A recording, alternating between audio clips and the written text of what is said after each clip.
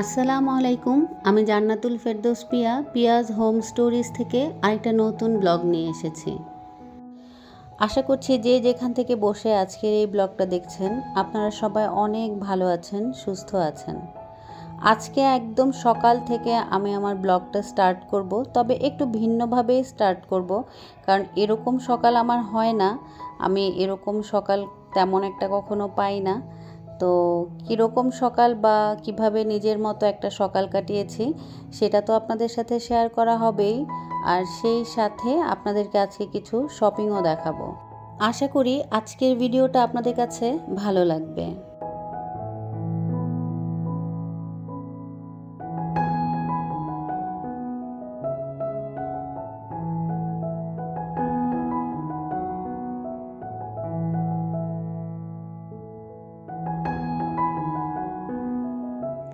এই যে আমি সকালবেলা উঠে যেই কাজটা প্রথমে করি বা করার চেষ্টা করি, সব সময় না হলেও কিন্তু আমি প্রায় সময় এই জিনিসটা করি, সেটা হচ্ছে আমি টিভিতে সকালবেলা দোয়া ছেড়ে দেই, সূরা ছেড়ে দেই। এতে করে একটু ভলিউমটা বাড়িয়ে দিলে আর সেটা শুনতে শুনতে ঘরটাও আমার কাছে মনে হয় একটু পবিত্র হয়, সেই সাথে আমার মনটাও অনেক ফ্রেশ থাকে। তো এই কাজটা আমি করি কারণ আমার আম্মু আমাকে বলেছিল নতুন বাসায় যাওয়ার পরে এই কাজটা রেগুলার করতে, তো আমি সেটা চেষ্টা করি। তারপর আমি সব সময়, এটা আমার পুরনো অভ্যাস যে আমি একটু গরম পানি খাই, কুসুম গরম পানি। তো আমার বাচ্চাদেরকে যখন স্কুলের জন্য আমি রেডি করি বা ওদের টিফিন রেডি করি, তার আগেও কিন্তু আমি একটু কুসুম গরম পানিটা খেয়ে নেই। কখনো মধু দিয়ে, কখনো লেবু দিয়ে, এটা এক এক সময় এক এক রকম করে আমি খাই, তবে এটা আমার খেতে ভালো লাগে।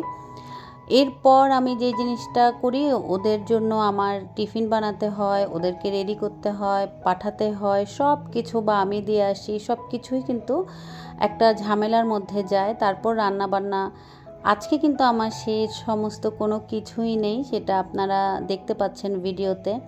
একদমই রিল্যাক্স মুডে নিজের মতো করে নিজে কাজ করছি। আর এই কাজ করার কারণ হচ্ছে আমার বাচ্চারা কেউ বাসায় নেই, ওরা আম্মুর বাসায় বেড়াতে গেছে, যে আসেনি। আমি চলে এসেছি 2 দিন থাকার পরেই। আপনাদের ভাইয়া বাসায় একা, আর তাছাড়াও আমার একটা কাজ আছে, সেটাও আপনাদের সাথে নেক্সট ব্লগে শেয়ার করার চেষ্টা করব। তো সব কিছু মিলে আমি চলে এসেছি আগে, আর বাচ্চারা যেহেতু বাসায় নেই, পুরো বাসাটা খালি। একদম নিজের মতো করে একটা সকাল আমি কাটিয়েছি, আর একদম কোনো ব্যস্ততা ছাড়া, কোনো রকম কোনো চিন্তা ছাড়া সব কিছু আমার মাথার উপর দিয়ে যাচ্ছে। আমি নিজেকে নিজে সময় দিচ্ছি, নিজের মতো নিজে এনার্জি গেইন করছি। এটাই আমার কাছে অনেক আরাম লাগছে, শান্তি লাগছে।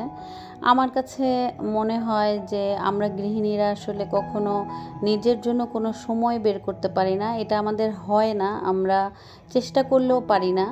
তো এরকম যদি হুটহাট করে একটা নিজের মতো সময় বের করা যায় বা বের হয়ে যায়, তখন কিন্তু সেটা আমার মনে হয় খুব সুন্দরভাবে কাটানো উচিত, বা সেই সময়টাকে লুফে নেওয়া উচিত।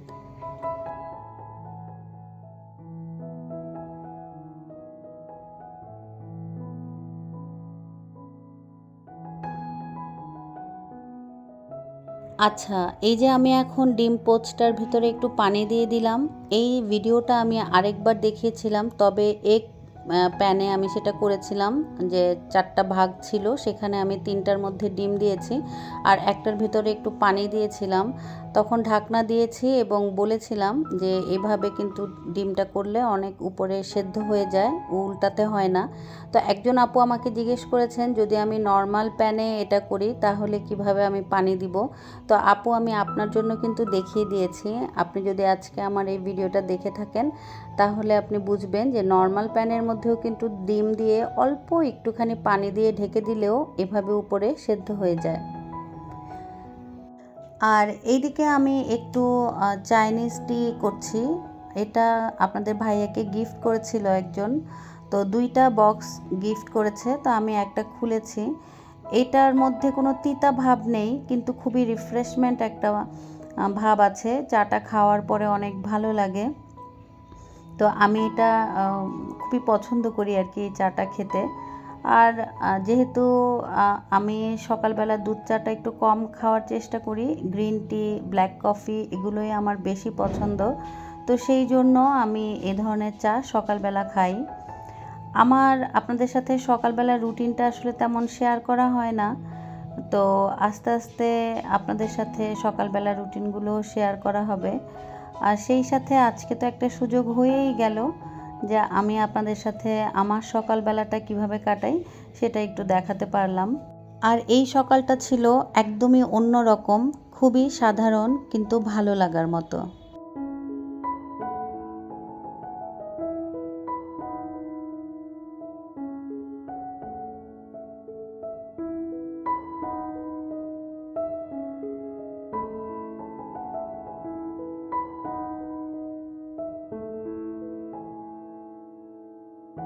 আচ্ছা, আমি যে ডিম পোচটা করলাম সেখানে কি দিয়েছি সেটা তো আপনাদেরকে দেখিয়েছি কিন্তু বলা হয়নি। আমি দিয়েছি সয়া সস, আর আমার এইভাবে ডিমের মধ্যে সয়া সস দিয়ে খেতে খুবই ভালো লাগে। আমি এক্সট্রা করে কোনো লবণ ব্যবহার করি না। আর খুবই সাধারণ একটা নাস্তা এটা। এটা মনে হয় একদমই সিম্পল নাস্তার মধ্যে সবার প্রথমে হবে যে আমি একটা ডিম পোচ আর হচ্ছে রুটি দিয়ে খাচ্ছি, সাথে একটা কলা নিয়েছি। তো আসলে ঘরে থাকলে না, একা থাকলে কিন্তু এরকম নিজের জন্য আলাদা করে নাস্তা বানাতে ইচ্ছা করে না। এটা আমি হয়তো বা পারতাম আপনাদেরকে ব্লগে দেখানোর জন্য একটু অন্যরকম করে নাস্তা বানাতে, বাট যেটা সত্যি কথা সেটা হচ্ছে এটাই হচ্ছে আমাদের গৃহিণীদের লাইফ, যে আমরা যখন নিজের জন্য কিছু করি তখন কিন্তু এমন আহামরি কোনো কিছুই করি না, একদম সাধারণভাবে আমি নাস্তা করে তারপর উঠে যেতে চাই। তো সেটাই আপনাদের সাথে আজকে আমি একটু শেয়ার করলাম আর কি।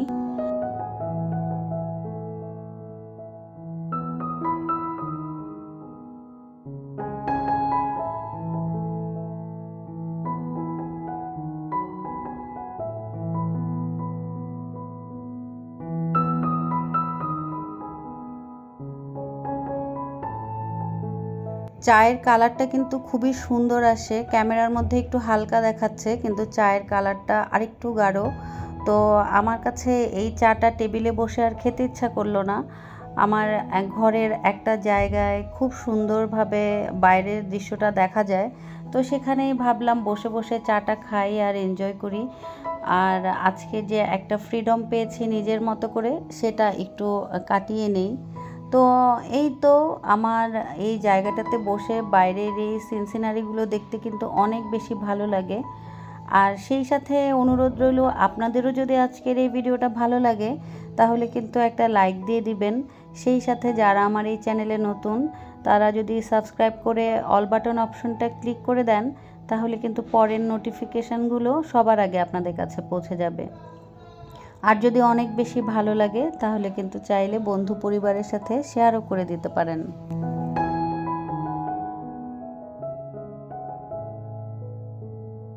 আচ্ছা, এখন চলে আসি শপিংয়ে। একটা টুকটাক শপিং আপনাদের সাথে শেয়ার করব। এই জিনিসগুলো কিনেছিলাম কিন্তু অনেক আগেই, তবে আমি আপনাদের সাথে আমার পুরনো বাসায় এগুলো, তো যেহেতু এখানে আমি এসে ব্লগ করেছি তাই সেগুলো আর আপনাদের সাথে শেয়ার করা হলো না প্যাকেজিং অবস্থায়। কারণ এই কাপটার প্যাকেজিংটা খুবই সুন্দর ছিল, কাপ সেটটার, আর আমার কাছে খুবই ভালো লেগেছে এই কাপ সেটটা।